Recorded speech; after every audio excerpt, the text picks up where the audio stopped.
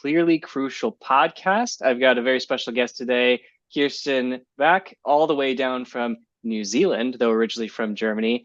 And we're going to talk a little bit about clarity in the scope of copywriting. Now, for those of you who may or may not know, I do have a bit of background in copywriting myself. It's a very important part of what we're all doing here on the internet. And so I'm really excited to hear a little bit more from your perspective as well. Welcome to the show, Kirsten. Hi, thank you for having me, Jesse. And yes, I have always been someone who likes to be quite direct. Maybe that's my German background, but Mm, Germans are known to be very outspoken. So that has aided me my whole life to be very, very clear. And I see it everywhere on social media, for example, or on sales pages, that people are not clear. So I just came across a sales page the other day, and I sent the people an email and asked, what are you selling actually? So you'd be what does shocked. it do for me? Yeah, Mm, so I was a little bit surprised that someone actually put that online, and mm, something which and here's the thing. I believe that a lot of people, they don't even know that they are not clear on of their course. message. Right. So Yeah, well, we're going to dive into all kinds of things related to that. And I'm glad you brought that up as an example because clarity has many levels to it. There's a level of personal clarity we have in ourselves. We've talked about that before. There's a level of clarity, obviously, in what we do, and then there's a macro level clarity where it's like where are we at in our understanding of what even stage of the journey we are in. And so we're going to dive into a lot of those things too. But first, I'd love to hear a little bit of Kirsten. What kind of brought you to this stage in your journey of operating, helping business owners align so they don't put up phony sales pages that don't convey any message? Like how has it really come to be that you are here being able to give this kind of advice to these business owners? well, part of it is my personality. So it's part of who I am. I've always been a very, very curious person. I've been inquisitive, and I've always wanted to know, how do things actually work? What's Mm, behind it? So I'm I'm a learning addict. I am reading even when I'm cleaning my teeth, for example. I need I'm an introvert, means that I need a lot of reflection time. I need a mm, lot of me time. So that's where I process ideas and impressions and inspiration and think about strategy. Strategy is also one of my favorite things. So that's grounded in my personality. So I've always been like that throughout my whole life since I was very, very little. And books and writing have been my best friend mm. forever. So I have spent literally weeks just reading and learning. And when I read now, I usually have a pencil and a sketch pad ready, so that when I read books, I underline, I take notes, I find a lot of inspiration also for my content in Mm. my reading, which I think is important also because the more you read, the better your writing gets. Yeah, I agree. And that is something I know people. Some people say, "Oh, I don't like to read," or they even audiobooks are also very, very popular, and podcasts like this. But I think that we should sometimes stop a little bit and take some notes and pause the podcast and at least make a mental note instead of consuming everything. So I've got a little bit of a corporate background as well. So because I was brought up like that, you kind of, when you grow up, you get a job, and you work in this Right. job your whole life, and then you retire. And I had a bit of a pivotal moment at one point, um, where I lost my job. So I was Mm. in a quite a senior management position, and the company was downsizing, and sadly, I Yep. lost my job in the process as well. And that made me question everything. And I then started to think about what I wanted to do, really wanted to do, and it became very, very clear what I didn't want to do. And I think that's often the first step into a deeper insights and into finding some clarity um, to be clear on what you don't want to do. Yeah, And absolutely. Yeah, sorry to sort of catch up there, but no, Yeah, it's no. true. And the more that I talk to different professionals and individuals like yourselves, the more one question I typically ask, which you just answered right there, is what were some of the key moments of clarity for you? And it sounds Mm, like going through that, a lot of us have, myself included, where sometimes, decisions have to be made and we're left on the cutting room floor. And what I find is the one of the common trends there is it's a place where some space has been created, because as entrepreneurs yes. we're constantly like go go go go go do, and often we're very good at it. But if we get stuck there, then sometimes, like you said, some people don't even know that they are not clear on something. It's because they're stuck in the doing phase. Because if you get Yeah. wrapped up there and you keep going and going and going, you don't know until you fall off the cliff that something is wrong. And sometimes in this case, those decisions are made for us, or we make them ourselves. And so, can you talk about a little bit, and then we'll dive into a little bit what you're doing today, like in those moments of space, whether it's pausing the podcast and taking notes, or having literal time created for you to really say, hey, is this what I want to be doing? Like, what's kind of some of your thought processes as you go through those situations that help you really position yourself for what comes next? Right. I have a little bit of an analytic approach. So when Same. there is a statement that comes across in a podcast, for example, which I find intriguing. Sometimes I can't even tell why I find that intriguing, but I stop and then think about what does it actually mean for me? How can I apply that to my own life? Or if I think in a business sense, then I think about does what kind of impact does that have on my business and how I deliver my services, how I serve my clients. That is something that I find interesting because ultimately that's always the question that we should be asking ourselves is how do I serve my clients better? And Mm, how can I be the best person that I can? So, for example, if there's, let me say, a podcast about creating habits, right. then I can reflect on the prominent habits that I have. Where I say, okay, I go through my day and I see what kind of habits I have, and then notice, oh goodness me, I don't really have a morning routine. Mm, So many people are saying they're having a morning routine and that it vastly improves their performance or their insights. So I think I need to give that a go and build a morning routine that works for me. So thinking about what does it mean for me, what kind of things would I need to do, and how can that impact how I move forward. So for example, I fairly if a few months back I included a 20-minute yoga session into my morning routine, mhm. and that has made a huge difference for me because first of all, physically I'm getting to my desk, not just plopping myself down on my chair and Right. slump, but my whole body is invigorated and opened, and but also the breathing helps the brain to Mhm. to also to find your inner self a little bit. So I'm sitting down at my desk totally differently and with a lot more intention. So that then leads to, okay, what does that do for me? Maybe I'm more focused, I'm more productive, I'm setting better intention so that I stay focused and work through things that I intend to do. So that's my approach to really go a little bit deeper and ask the question, what does it do for me? Yeah, no, I really like that. Thank you for sharing. It reminds me of something that I do from time to time. You'll probably appreciate this from the analytical perspective, but sometimes I just make a list, right? Hmm. Like you check in with yourself, you gauge how you're feeling. And then one of the most powerful exercises I do is just a brain dump, where I literally just get out a blank piece of paper Yeah. and write down all the things that I'm thinking about, or all the things that I think might be help improve the life of myself, my clients, what have you. And without fail, every single time, it feels like a lot up here, but as soon as you get it out on one sheet of paper, the first response I always have is, oh, it's not that bad, or it's not that much. And then you can begin to unpack, okay, well, what's really meaningful here? What's really Yeah. going to move the needle, or what do I even think might? Because you don't necessarily have that clarity right away. It comes through testing, comes through experiencing, but this is where you begin.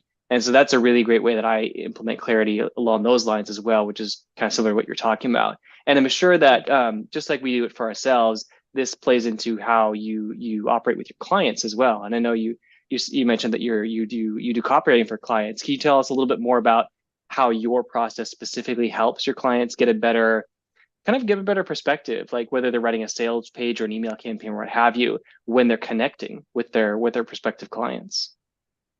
Right. So the way I like to do is before I write that, my favorite is website copy. Mm, I also like to write some long form content, but website copy is special because being a curious person, that's where I want to learn and need to learn everything about my clients. And it's not just an hour's brief. Usually, before I start writing anything, I have at least a couple of workshops with them because I like to know things about 4 areas because I have developed a framework that works very well. So my framework is to work with people to really extract everything I need to know about them. If it's for example, an entrepreneur, also small, medium enterprises, then to know everything about the business. So with a person, that also goes into their qualification, their experiences, their hobbies, their beliefs, their values. And very often they haven't articulated those.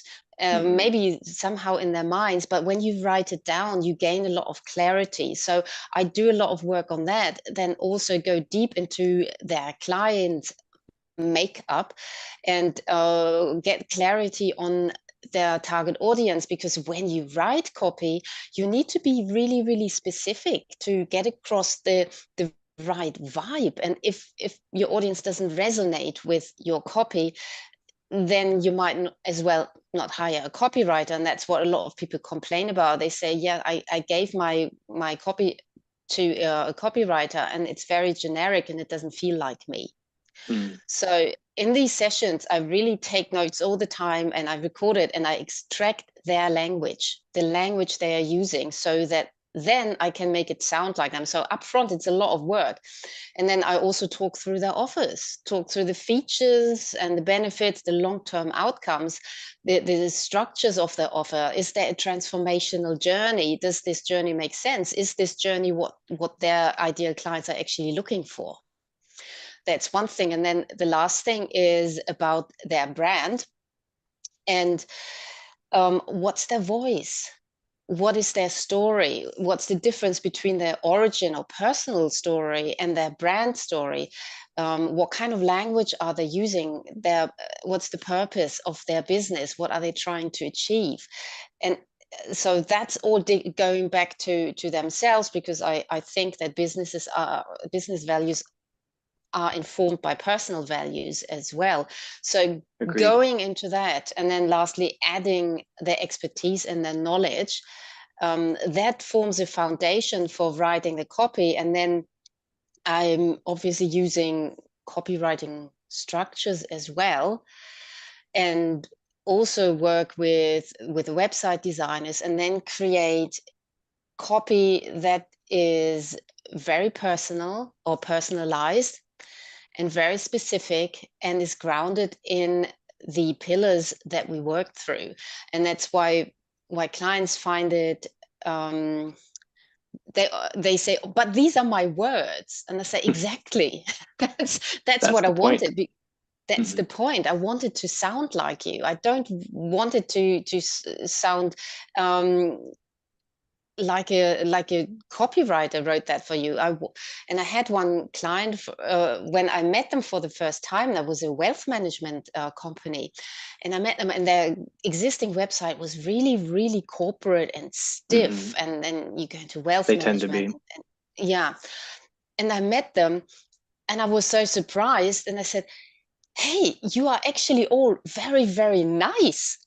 And they started laughing. So what do you think? I said, you know, oh, the, who you are doesn't come across in your website at all. You come across as a totally different bunch of people. And only because people have the understanding that financial people need to be stiff and Right. correct and everything. That doesn't mean like you can still have good values. So I changed the website copy for them, and they gave me, I'm still in contact with them, and their business has grown exponentially since then, because they said, we've created something of a movement of showing up differently, so that we're really approachable, we're really human. We don't, because often Yes. people go to a financial advisor, and there's a distance, there's a block. They say, oh, these people, they're really wealthy and I have no money, or whatever. I don't even know how to deal with money. So they are a lot more human, a lot more, appear a lot more open, and that has really helped their business. So I think the most important thing in copy is to bring out the true personality. Yeah, 100%. And you're spot on. The nature of the work that I do with one client means that I'm in contact with a lot of wealth managers and asset investment firms. And the truth is they have a persona of who they feel they should be rather than putting out who Yes, they are, which is exactly yes, what you're speaking about. And it's so true. The more human you can make it, the more relatable it is. It doesn't mean it's not professional. It doesn't mean it still doesn't get the point across, yes, but it's really that human-esqueness to it that really provides um, a relationship where you want to interact with somebody, because nobody wants to interact with the stiff corporate email that you wouldn't get caught dead sending if it was to your family. Like you would never speak yeah, that way. But yeah, so it all comes back around, and I like that you mentioned about just really, you know, it's not that it's just them being them, but it is still a lot of work, right? It's weird that it's a lot of yes, work for us to be ourselves, but it's true. I know I've had to yeah, go through a lot of that work myself, and a lot of clients do too. And I think that the reason that is just because clarity doesn't come easy. It's like it's not necessarily certain people have different levels of assurances in themselves, and so yeah, that I think plays into it a bit too. But I mean, you can speak to it yourself. Like, what is the difference versus copy and presentation when there is a lack of clarity versus when you've gone through the deep dive, you've done the work with them to really create an image of what it is you actually are trying to do here? Like, what is the big difference from that for you that you've seen? yeah. So maybe just go a step back and see what actually is clarity in writing or sharing content or sharing your message. And one thing is being clear, being coherent, and being easily understood. So that has an impact on the language. We, especially in a corporate environment. I used to be in corporate, and when I started my copywriting business, I noticed that my language was corporate, Mm, and that I really needed to shed all that corporate speak to get some clarity. So all those long nouns that corporate people are using, they just confuse people. mm, And so that also means that you have a precise vision that is free from ambiguity, from doubt or yes. confusion. That's important. And this also involves you understanding your thoughts, your feelings, your goals at a deeper level. And you need to be able to communicate all this effectively. So that's where you go, where you say it takes a while, it takes some effort to figure this all out.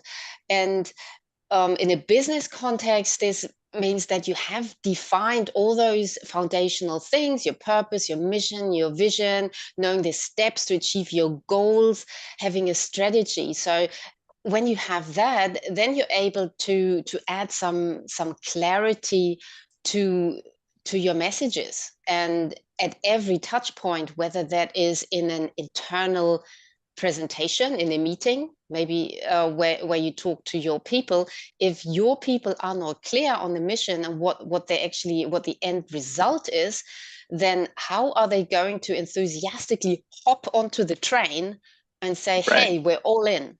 So Right. Because that's the thing, right? Is when things are ambiguous and the clarity is not there, it's so much more difficult to operate, especially when you're writing yeah, copy.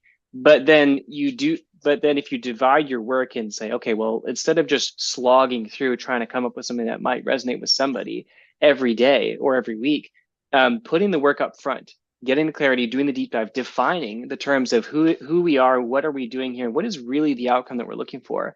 I find, I'd love to hear your perspective, that makes the copywriting a breeze. Like, it still takes skill. Obviously, you have to know what you're doing. But as far Yeah. as the idea of what do I need to do here, it becomes so much easier to move through that process. Like, have you experienced that as well? Yes, absolutely. And that's why I always have those workshops before I start writing copy, because Saving yourself time. it's so much, yeah, it's so much easier when you know where you're going, then you can discard or avoid those things that are distracting you and which are leading you down a rabbit hole. So you can be a lot more focused and determined and quicker to achieve what you want to achieve. Mm-hmm. And when you know what this company is after, what their purpose is, then you know exactly what you're going for, what needs to come across in your copy.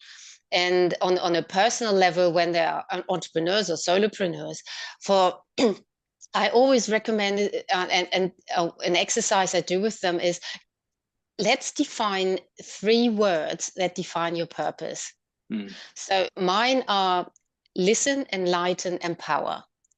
Those are the things that I want to. So I first want to listen to people to really understand what they're saying, where they at, where they want to go, what their problems are. So that's the listening part. Then the enlightening part is about sharing knowledge, so that I can bring an outside perspective into what they do, in combination with some analysis and the strategic outlook, so that they can actually find a better inside perspective. And I think that is something that is so important for Mm-hmm. copywriting. So you bring it all together, you're connecting the dots for them. And once you connect Yes. the dots, then you can bring it all together in copy, and it's so much easier. Yes, mind you, you might have a quite a big amount of notes and, and document, Right. but I love working with mind maps, and that makes it a lot easier to bring it all together. Exactly. Yes. Yes. You use the phrase connecting the dots. And that's to me why I love talking about the subject, because it's so applicable. It's the exact same thing when we're talking about the operation side in the business too. Like, unless we Hmm. know exactly what it is we're trying to accomplish here, you could build any structure around getting something done, but if it's not aiding the main goal, then it's a waste of time, or at Yes. best, an inefficient use of time. One of my favorite quotes from Peter Drucker is, "There's no poorer use of one's time or resources than to do something efficiently that shouldn't even be done." And so you can't have that until until you get that same clarity. Where are we going? What's the vision? What's the mission? And more importantly, what are the focuses for right now? Because you can be doing something good, but if it's at the wrong time, it's the wrong thing. At least that's what I've seen. It comes from another thing I learned when I was taking music lessons back in high school and college, which was, the right note played at the wrong time is still the wrong note.